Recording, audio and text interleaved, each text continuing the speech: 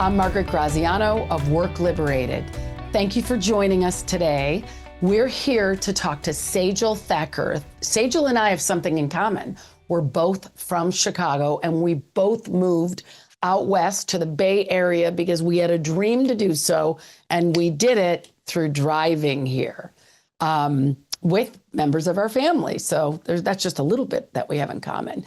Sejal is the CEO of TrainXtra, and I met her at an innovation conference for the future of work. And I was so impressed by hearing what she had to say and the way she was engaging with the pretty data-driven, scientific AI, other people that were speaking. And she kept bringing this humanity back to it. And she was speaking my language. So welcome, welcome, welcome. Thank you for being here. Oh, thank you so much for inviting me. I'm looking forward to this conversation. Awesome. So please tell us a little bit about your professional experience. I know you're a lawyer, and you came out here before you actually started practicing, and you've been doing that for quite some time. And now you're in the culture work. And how does a lawyer get in culture work? Like, I got in through recruiting. Seems like an easy jump, but lawyer culture seems like two different parts of the brain hemisphere working. Well, for the first decade of my career, I was a litigator. I was defending companies in all kinds of cases, but I ended up focusing in on your employment law cases of discrimination, harassment, retaliation, wrongful termination. So as I was doing this work, Margaret, I saw that there was a lot of incivility happening in the workplace. Sometimes it was obvious, but a lot of times it was these subtle behaviors that were happening in work. And I would start getting frustrated because as I was defending these managers, I saw these companies, there was lots of gaps in what they could have been doing to have better cultures so that we would have never ended up in court in the first place. And so I saw a lot of frustration in the fact that managers were dealing with these situations and employees were, they were being more reactive because they didn't have the proper skills or the tools to address these uncivil behaviors that were happening. So a lot of times I found myself saying, man, if we would have trained this person, coached this person properly, right when this uncivil behavior started to happen, it would have never escalated to this point where we would have ended up in court. And so I have two questions really quick. Yeah. So you said it, but I want to just underscore it and make sure that I heard the inflection in your voice. It's not just the managers, it's the employees too. We're all human, and we're all bringing our past trauma into work.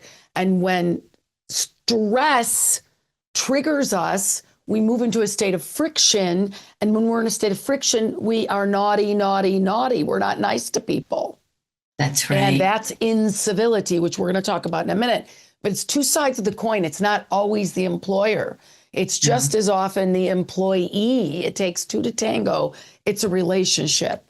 But we can talk about that on a different podcast. Back to, you saw this incivility and you saw that you could intervene early on, like an early adopter, but an early intervener. And you saw that people weren't doing it. Absolutely. And thank you for clarifying that, because it is. And that's another area where I was doing the anti-harassment trainings for a lot of companies, but they were only talking about the illegal behaviors that happen in the workplace, right? The harassment or the discrimination. But what about all the unprofessional behaviors that happen at work? Maybe that they don't line up with your core values, things like eye rolling or interrupting someone, ignoring someone, dismissing someone, making a rude comment. Blowing people off from meeting after meeting after meeting after meeting after meeting after meeting, and never even showing. I mean, How do people do? That's not civil. No. And this was happening. How do people, think about it? If you get paid money, like real money, right? And you're a lawyer, if you didn't deliver the end result, you would not have been paid. But so many employees take on responsibilities and they don't deliver what they're doing. And then they get pissed off when somebody talks to them about it. That's right.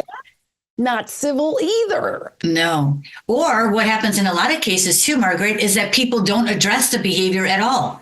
So somebody might make an insulting comment or a dismissive comment, and they're like, I've got 100 things I got to get done before the end of the day, so I'm not going to even deal with this situation. And we all know that when we don't deal with these situations, what ends up happening is they just continue to fester and fester until it turns into a lawsuit. We don't all know that, because then there would be no lawsuits, because if we did know it, we wouldn't do it. You know it and I know it, but I can't tell you how many times I'm coaching CEOs, chief executive officers, on not stepping over the caca, or not, pretending they can't smell the caca or see the caca. And there's caca everywhere. And it's not just CEOs, it's, VP, it's every level. Everyone. But it never gets better by ignoring it. No. It gets more energy. And then when stress, I really have to underscore this, when the stress of the market conditions or personal stress on anybody, and then trauma from the past, that wicked combination, it just blows up, and then you do have lawsuits. That's why you had a job. That's right. That's why you had a job. And I'll also just add to what you're saying, and I'm glad you're adding the emphasis on some of this stuff, because it's those behaviors that are not necessarily illegal, but it's those subtle behaviors. Those are the things that happen every day, right? So the harm that can result from those behaviors, if we don't address it right away, could be even more harmful than the lawsuits that come out, right? So we were seeing. I've got an example. Yeah. Male-dominated company in the construction industry, and a sales manager throwing this is so stupid, it's awful, throwing little basketballs at girls' chests. Oh yeah. That's a lawsuit. That's a famous lawsuit already. I forget the name of it, but it was a law firm too. It was a partner at a law firm throwing things at a secretary's in her shirt. Yeah. Oh my God. I'm forgetting the name right now. It's actually a really famous law firm. Who would be that stupid? But anyway, what other stupid things do you see happen at? Oh, don't get me started on that, because people want to hear it. People want the juice. I was just in a company meeting the other day. Okay. And I was listening to this conversation happening, and I'm not going to get into the details. Somebody was playing a video. I know it was meant to be funny. So the intention that the senior level executive played this video was to be funny. It was not meant to harm anybody. Right. But there was one female person on the call, and it was about 8 or 9 males, one female employee. And I'm listening to this video, right? And I hear the F-bomb drop, and that caught my attention. And I'm like, okay, all right. I'm like, now, it didn't offend me, okay? But I'm listening to this, and then I'm from Chicago, of course. I know. And then I'm listening to it, and then the other word dropped, and I'm not even going to say it, but it starts with a P. And it ends with a Y, right? So I'm listening to this and I'm like, you've got to be kidding me. No, this is a senior level executive, right? And so when I tell people about why this work is so important, and they give me that look like, we already know that. We don't need a trainer to tell us how to behave in the workplace. And I'm like, actually, you do, because it happens all the time. And this was outrageous behavior, right? But when we're talking about those subtle behaviors, the mental, the physical, the economic harm that it causes, not just on the person that's on the receiving end, but there's tons of research that says people that even witness this kind of behavior, that it impacts their ability to do their job. Here's the thing. What you're talking about right now is environment. Mm-hmm. So as you know, Sejal, we're energetic beings. And when we disregard our flippant comments about gender, or dropping the F-bomb when maybe somebody doesn't want to hear that. I mean, I've done it. I've dropped the F-bomb, not on a Zoom meeting. It would Team meeting. A what meeting? Not a team meeting where you're a senior executive. Like, Right. on what planet Right. is that okay? Right. Gosh, I forgot my train of thought. What was I just talking about? You might have dropped the F-bomb here or there, right? Oh, but that they don't need the training and that they don't make those mistakes. No, I was talking about energy. Yes. So as energetic beings, let's just say we have sarcasm. We like sarcasm. We've been sarcastic our whole life. It's made us successful. But sarcasm is considered violent communication, actually. In nonviolent communication training, they say remove all sarcasm because you don't know if what you're saying is offensive. So I'm going to give you an example. We've got maybe a 52-year-old guy, and he works for like a 62-year-old guy.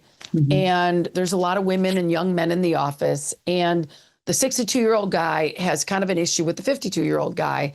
And so he cuts him down publicly. And he will get everybody a gift for Christmas and not that guy anything.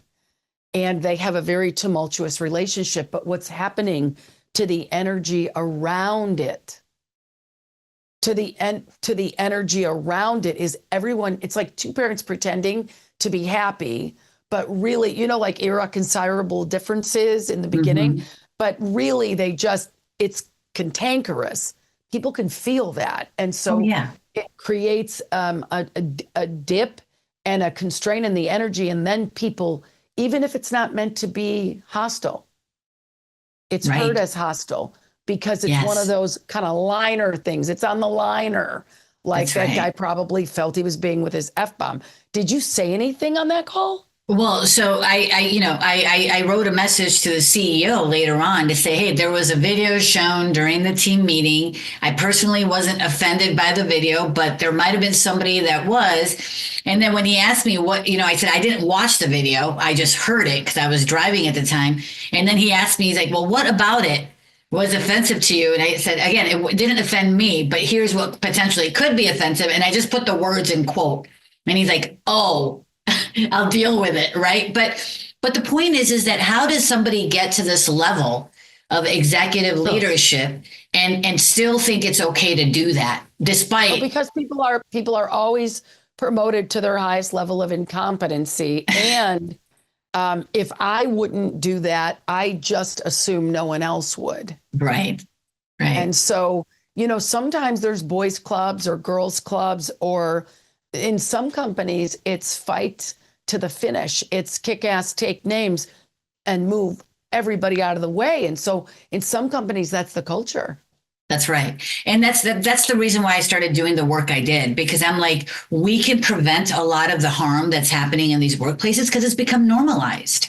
It's become, that's the way that we do things around here. And so I'm out there advocating that every company needs to make civility one of their core values. Now, that word could be defined differently by a lot of different people. Like if we were to go around, and I do this in my workshops where I say, how do you define civility? What does it mean to you? And we always get a lot of different answers, right? Some people say being polite. Some people say being respectful, right? Well, SHRM has a civility campaign. Are you one of those? That's right. So they just launched that campaign last year, the 1 million civil conversations. And I was so excited about that because I've been talking about civility since 2017. That's awesome. Right? So I'm speaking at a lot of their events now, and I'm reaching out. Good. Yeah. Good. And they've got a lot of resources out there on civility and so forth. But I did want to share a definition of civility that I'm out there advocating for and bringing to the organizations that I'm working with. It's a definition that, as I was kind of figuring out which lane do I want to be in, what is the topic I want to talk about? Because I'm very passionate about DEI. I'm very passionate about making sure we have the anti-harassment training. I landed on the civility track. And so I want to just define that for you so that we can, when we're having this conversation, people know when we use that word, what is it that I'm talking about? And it's a definition by Dr. Cynthia Clark, who's a leading expert who has done a lot of research in this area and how do we foster healthy environments. And I like the way she breaks it out, Margaret, and I think you'll appreciate this, that she talks about civility as Obviously, it's the first portion of that is we have to have an authentic respect for each other. When we work together and we're on the same team, we have to affirm and value the worth that we bring to even if we don't see eye to eye, we may not even like certain things about each other.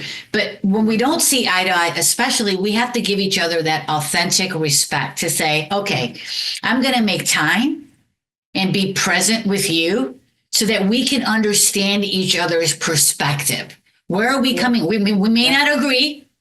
We may never agree on it, but we have to make the time to listen, actively listen to each other, and come together with an intention, a willingness to find that common ground, right? Because a lot of times, what do people end up doing? They start having all these debates, and it's not about having a debate. It's about having a dialogue so that we can resolve. The other thing is debates. Again, it spreads that energy in the environment. Yes. I mean, the part of the work we do is we go in and we cultivate an environment that allows the human systems to thrive. Yeah. And when you've got what you're just talking about, like these debates, there's such a time suck.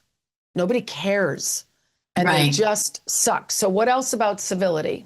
So first thing what I tell is organizations is just like with any other core value, you want to define civility for your organization. Now, this is just one definition, an example that I share, but just like you do with all your other core values, you want to define the core value, and then you want to make sure there's alignment, right? Making sure your policies, your processes, that everybody understands exactly what civility is and what we expect from them.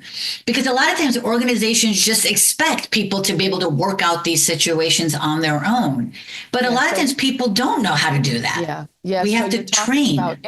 In the world of culture, where you have the noble cause as the leading, what's the end in mind? And then you have the environment, which is how do we want to treat each other? How do we want that inner dynamic, that interplay, that energy? We want healthy, intentional, high performance. What Sejal is talking about right now is you need the architecture. You need to have support systems. You need to have onboarding, like we care about civility. And this is what this means in our organization. You know who does this well now is Microsoft. They didn't always do it well. They were kind of a shit show, 15 years ago. But now, because there was so much incivility and other things, I mean, even Satya Nadella brought in nonviolent communications. He brought that into the executive team because it was so much the way we do things around here that at every level was curt and rude. And I'm not sharing this with you because I'm going to take your job. So I hear you talking about architecture.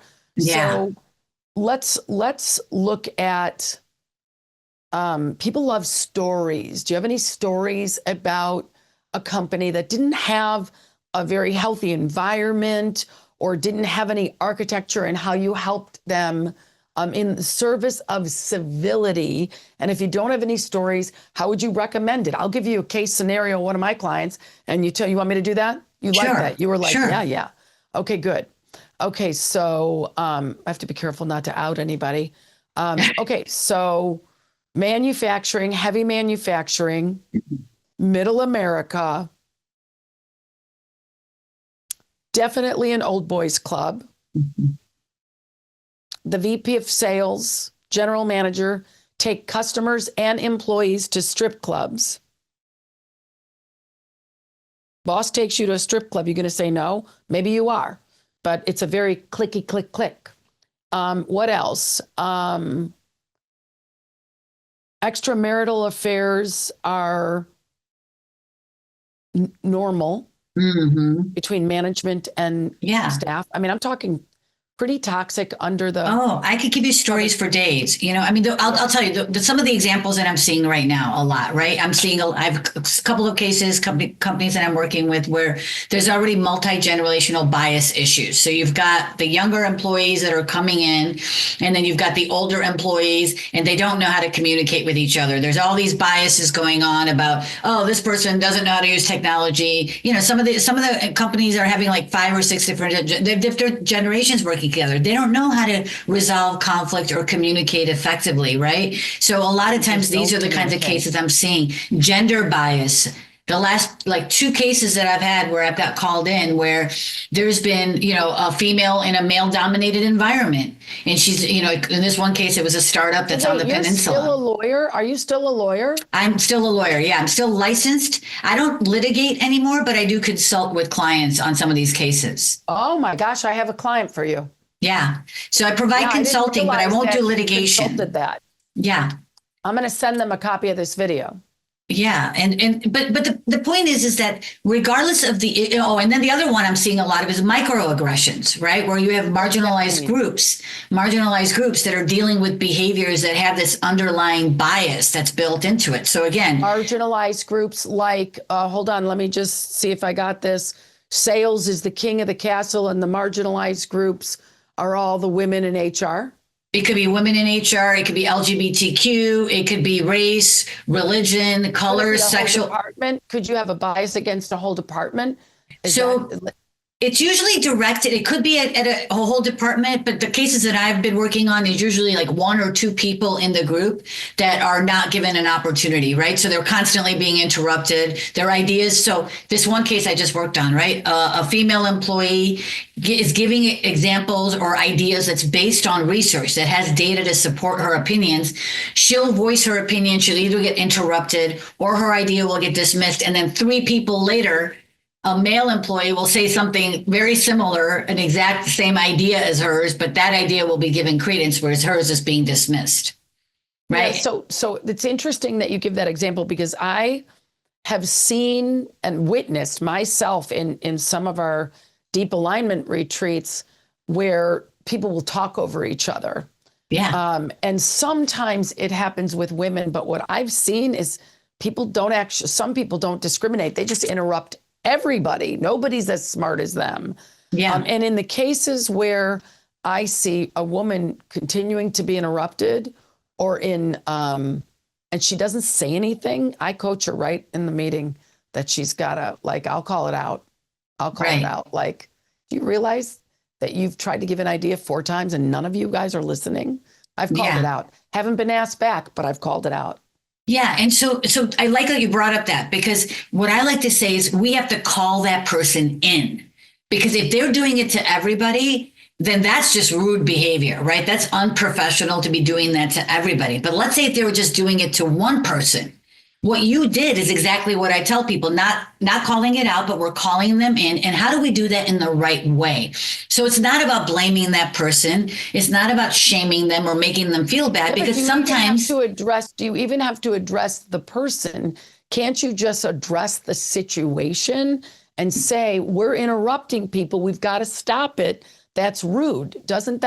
Isn't that a better way to train? I think it depends, right? You have to really look at the facts, because sometimes it could be happening. Sometimes you can tell if the person is doing it intentionally, or sometimes they're doing it unintentionally, right? Because it's because of an unconscious bias that they have. And so I had a case, for example, where an employee had an accent and they were being interrupted. Now, the person wasn't doing it intentionally.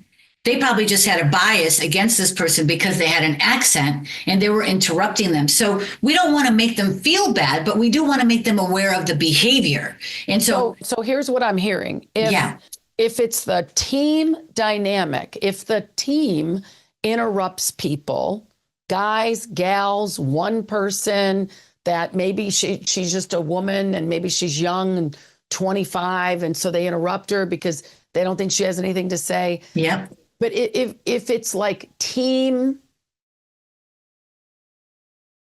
mud in the ground, team-based dirt, you wouldn't speak to only one person about it. But if one person was continually perpetrating another person, then you would call them in and have a private one-on-one.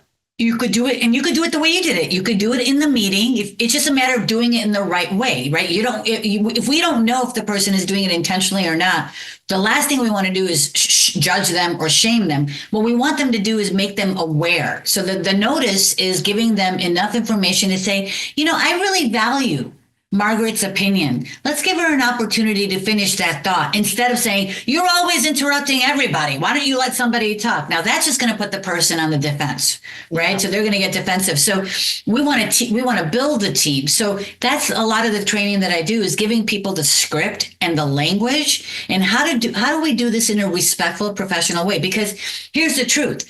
If the person was doing it unconsciously, and they didn't know they were doing it, and then we put them on notice, then we would expect that behavior for them to be accountable and for them to change their behavior. But now if they keep doing that, now we've got a bigger problem, right? Yeah, and so are you giving them, are you getting to the root of are you looking with them at their subconscious programming and all of those things so you can actually help them get better? Because some people don't know, and they don't even know that they don't even know. Right.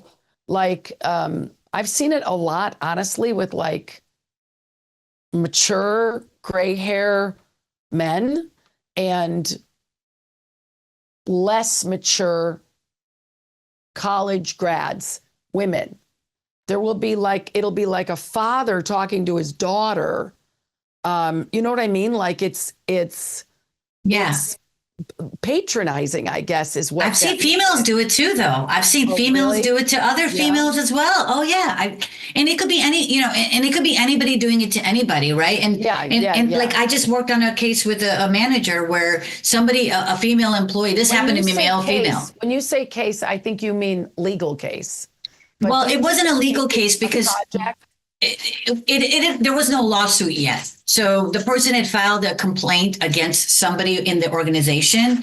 The company did an investigation and they found that the person didn't necessarily violate the law, but I call it sensitivity training.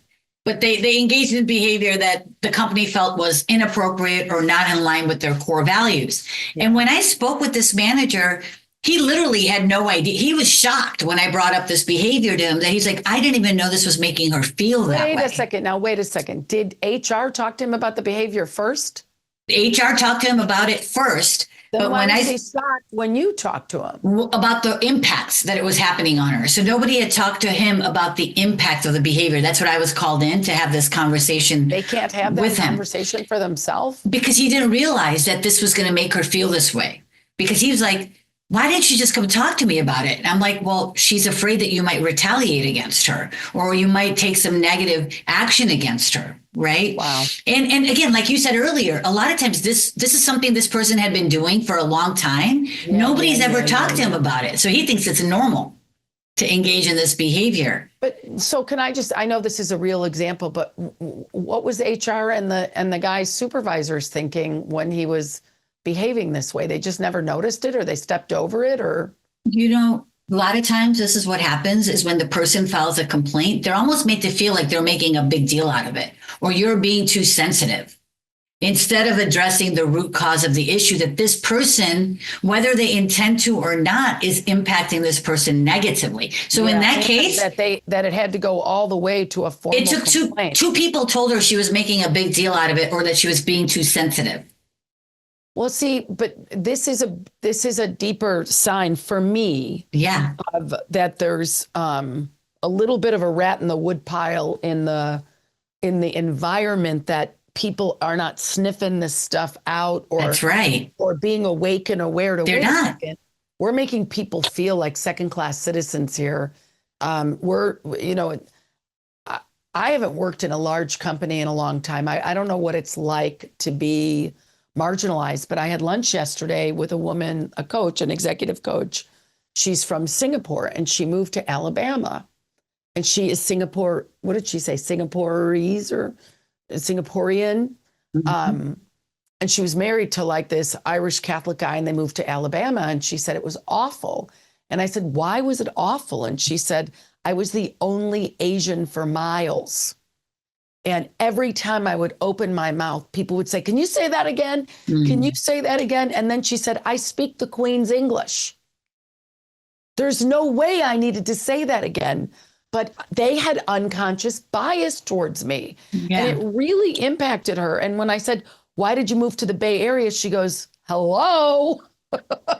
I fit in.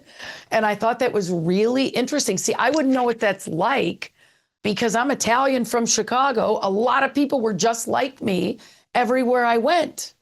You know what I mean? I wouldn't know what that's like to be in a marginalized, and that's the thing. When you say marginalized community, I actually, when I hear the word marginalized, it's like what sales does to the rest of the organization. They marginalize them. My brain doesn't think of it in terms of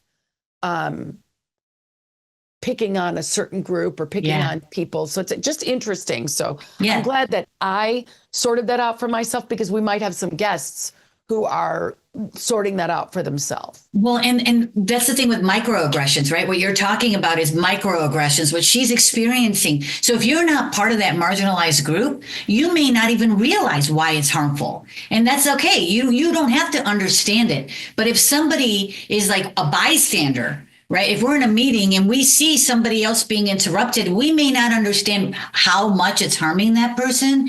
But as bystanders, we have a responsibility to address that behavior in the right way and to protect that person from harm, right? And so they say microaggressions are similar to, so for people listening and that they may not understand it, it's like, think about like a paper cut. If you get a paper cut, it's pretty painful. Now, people that are marginalized say they get paper cuts hundreds of times a day. And so they say microaggressions are death by 1,000 paper cuts, because they can come in all different forms and sizes. So microaggressions is not just interrupting someone, it's dismissing someone. It's not including them in the meetings that they need to be included at so that they can do their jobs. I work with people, some people who work for a company that sometimes it's just forgetfulness, but sometimes it's microaggression. Yes. And the other problem is that organizations, they've, over the years, this happened after the Me Too movement, is that it's become this mentality of report it up. Report it to your manager, report it to HR. And I'm saying the opposite. I'm saying when you're dealing with all these behaviors that we've been talking about, the uncivil behaviors, the rude behaviors, the microaggressions, we should be able to figure this out ourselves if we have the proper tools. That's right. Yeah. That's right. That's right. And so that's so great. So that goes back to architecture. I'm using the Keen alignment framework because that's what everything gets filtered through. What's our purpose? What do we want to create? How do human beings thrive in the workplace? That's right. And what structures do they need? So let's just say that toxic culture or dysfunctional culture, toxic would be death by 1,000 cuts. Dysfunctional culture would be like the sarcasm and the, oh yeah, and the attaboying and just acting like fools sometimes and leaving people out. But the fundamental thing is you've got to ask yourself what do you want in the environment? Do you want people to be in a state of courage? By the way, when they're in a state of courage, they're effective 65% of the time, and their Hertz vibrational energy scale is at a 200. When they're in hopelessness and despair, excluded, I leave you out, you don't belong here, I interrupt you, I don't listen to your ideas. They can be in the vibrational scale of 10 on a scale of 0 to 1,000. When you're in the vibrational scale of engagement, you're effective 79% of the time, and you're vibing at 400. You realize how productive you've got, like high levels of productivity. And then when you move to innovation, you're rocking like an Olympian. Now, the problem is when you've got aggressions, when you're witnessing it, when you're feeling it, when your little energy sac is feeling it, when you're ignoring it, it pulls you tighter and tighter and tighter below the line. And so you're losing productivity when you step over that nonsense, when you step over that behavior that should not be happening. And Sejal, I think the CEO, the senior level management team has to actually make a declaration that this is who we are. That's right. This is our ultimate intent of where we're going and how we're delivering. And this is the behavior, this is the environment that we want to create. And when stuff goes south, and it always does because of market conditions, past-based programming, or triggers. You know, we're triggered. We've got stuff going on. You got to clean it up quickly. Like I remember a class I was in and we had an agreement to clean up misunderstandings, hurt feelings, incompletions. So upsets, miscommunications, or where you felt like somebody stepped over you, or you had an expectation and it didn't happen and there was an upset. You were below the line. We were expected to clean it up within 24 hours. I love that. However, we couldn't have had that structure, that architecture, had there not already been the agreement that we were going to be a clean, lean producing machine. Yeah. You know what I mean? I love all of that. And that's it. It's there has to be the commitment from the top, and there has to be radical accountability, right? This is the thing. If you say one thing and then there's no accountability for these behaviors and they just continue, then people are going to lose faith and trust in the process, right? And so when you look at like statistics that SHRM, I'm sure you've heard of the statistic where SHRM said, well, companies paid over 5 years, $223 billion because of toxic work cultures causing this turnover, right? Say it again. So toxic work cultures cost over $223 billion over 5 years because companies were not handling these situations properly. This is at the global scale. At the global scale. 3%. So I think I have that same stat. It's 3% of the GDP. So if you're like, who cares about that big number? What does it mean to me? Look at your gross sales and multiply it by 3%. And that's what it's costing you. And it's going to go right to your bottom line. That's right. And I promise if you don't feel it today, you're going to feel it tomorrow because it always comes home to roost. So Sejal, this has been so fun. We have 3 minutes and 15 seconds left. We'll talk in the last minute. It's going to be all about you and how do they find you. But I want to know from you, what puts you seriously, like when you think about your happy place, your place of joy, your high vibrational scale, you don't even think about what you're doing. You're flowing. It's awesome. What are you doing and who are you with when you're in that absolute flow state?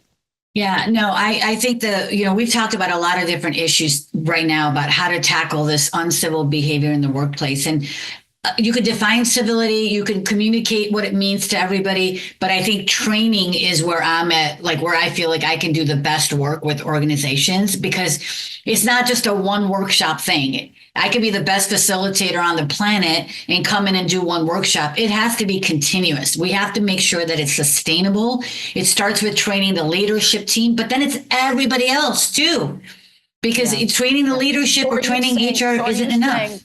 You're saying that when you're in your flow state, you're training. Yes. How about like for fun? When are you in your flow state for fun? I love hiking. I'm out walking all the time. That's where I clear best hike you've ever done. Best hike you've ever done. Oh, I love doing Yosemite. I've done that like several times. Wow, Half Dome.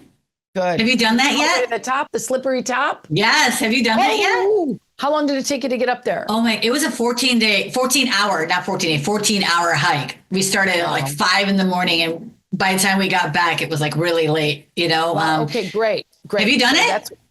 I've not done the very top, but I have done where you get to that ladder probably 15 years ago, and we didn't have enough water, but I'm a big hiker too. Cool. I had some career affliction happened to me in 2014, and I hiked Mount Agung in Bali, 99999, way up.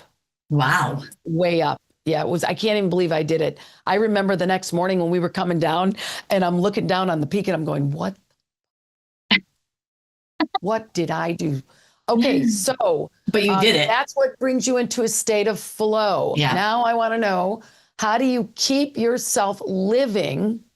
What are your commitments to your own environment? What kind of environment helps you thrive? Don't pitch your business. Don't talk about anything but you. What do you need in your environment that you just shine like a bright light bulb? I make time for myself. I've learned that this work is hard work, and I'm very intentional about taking care of myself spiritually. I do a lot of meditation. I do every single day there's meditation. Every single day there's walking. I just started doing spin cycle class because I got to let it all out on the bike when I'm going in there, because I'm an empath. I'm a true empath. And when I do this work, I take on, you talk about energy a lot. I like that. I take on everybody else's energy. Right. And so I have to build in self-care into the work that I'm doing. Good. So if you resonated with Sejal Thakkar, if you want her to come in and work with your company, Sejal, how do they reach you? So you can reach me on LinkedIn. I'm very active on LinkedIn. I'm always putting out resources to help. You can also reach me on my website at TrainXtra.com. And definitely reach out. Like I think this is important to do this work, and I'm happy to share resources and guide you along this journey. Great. Now, are you on Instagram? And if so, what's your handle? I am on Instagram, but I don't really use it that much. LinkedIn would be the best. LinkedIn. LinkedIn. Okay, Sejal, I think you and I should meet in person again. Yes. Because I think we could partner on solving some problems for these companies. You get in very specific. I deal with high level.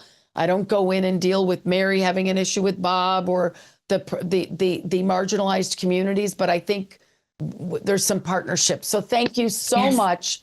All listeners, keep in mind that we are always bringing our stuff to the workplace. Have compassion for yourself, have compassion for others, and speak to what you do want, not to what you don't want. Bye-bye, and have a great rest of your day.